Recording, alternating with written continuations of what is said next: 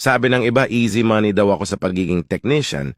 Sabi ko naman, kung alam nyo lang kung gaano kahirap maging technician, unang-una, gumugol ako ng taon para malaman ang mga bagay na kailangan kong malaman tungkol sa pag-aayos ng mga cellphone, laptop at iba pa. Pangalawa, nag-invest ako ng tools para mabilis at mapaayos ang pagre-repair ko ng mga cellphone nyo. At pangatlo, ito ang importante sa lahat at ito ang pinakamalungkot sa pagiging technician. Ang pag-abono. Halimbawa, nagpaayos kayo sa akin ng charging pin. Ibig sabihin ayaw mag-charge ng cellphone nyo. Kailangan palitan ng pin at gagamitan ng hot air gun. Ang malungkot doon, biglang nawalan ng mouthpiece ang cellphone. Aabonohan namin yon. At meron pa, katulad na lang ng mga Samsung J series na bago mabuksan ang unit, kailangan iangat ang LCD. May mga technician na nadidisgrasya nila ang unit. Minsan nababasag nila ang LCD. Aabonohan namin yon.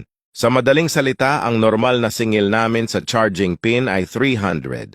Kapag nabasag namin ang LCD, abonado pa kami. Kulang pa sa binayad nyo ang aabonohan namin. Kaya mga boss, mga sir, hindi po madali maging technician.